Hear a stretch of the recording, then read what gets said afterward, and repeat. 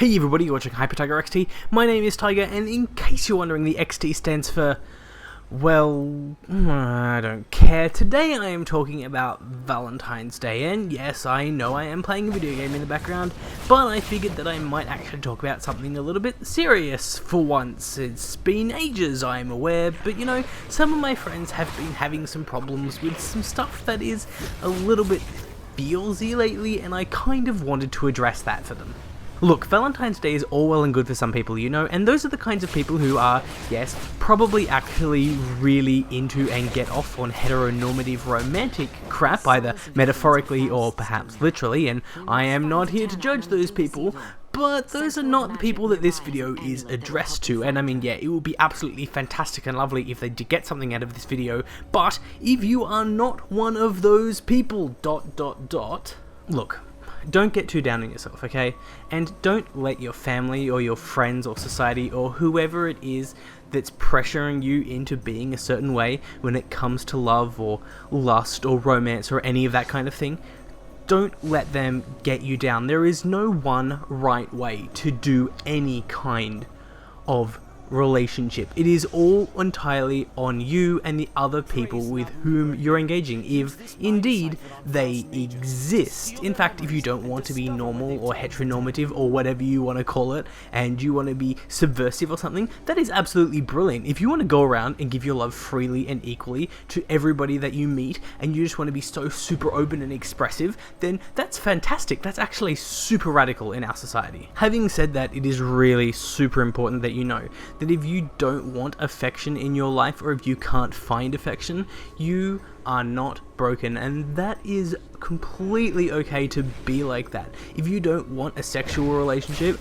or if you don't want a romantic relationship with somebody, that is your business, and it is absolutely your decision to be that way, and it's completely on you, and it's fine, and it's magnificent and lovely. You do not need a boyfriend, girlfriend, or something inside or outside of that spectrum to be complete. You don't owe anybody in your family, your parents, your grandparents, or anything like that some kind of mate or date or sign if you don't have a family line that you absolutely have to carry on. If you don't feel comfortable having sexual or romantic contact with somebody, you are not broken, you are just you, and that is flippin' amazing. That is totally sweet, Bix. Alternatively, if you're like me, then you may wish to share your love and affection with multiple people at once, and that is equally as cool. I mean, just because we're sharing with a second or third, fourth or morth person, that doesn't diminish the value of what we're sharing with the first person. For instance, you don't go up to somebody who has a whole bunch of puppies and say, which of these puppies do you love the most? Because that's the most ridiculous question you could possibly ask somebody with a whole bunch of puppies.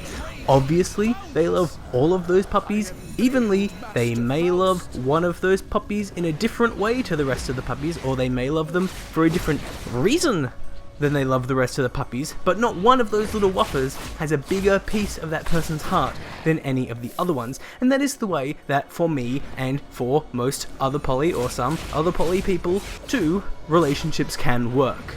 Our love is not a competition. Last off, if you do want some kind of sexual or affectionate kind of intimacy stuff, but you can't get it for yourself, or you just don't want to go out and get it for yourself, perhaps if it's legal where you live, please make sure, go out and consider seeing a sex worker or something like that. And I'm not joking, I am not taking the piss with this, I'm being absolutely 100% dead set serious.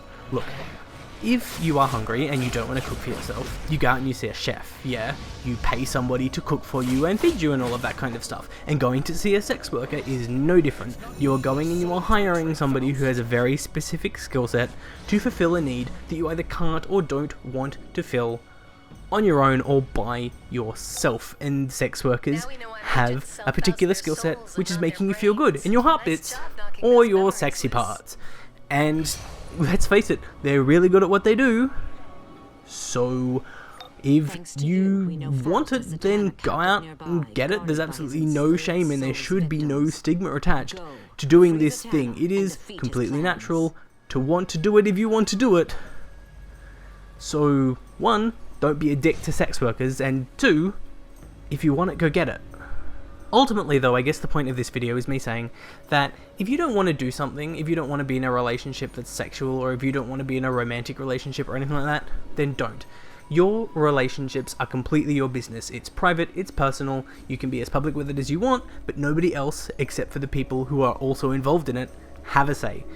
That is the final ruling on this, just forever, okay? Nobody can tell you what to do in your relationships, except for the people involved in your relationships. And as long as you're not hurting anybody, then just get freaking down with your bad selves. Remember, everybody, that I love you, all of you, fantastically, lots, and forever, and I will see you next week for more of whatever this was. Bye for now.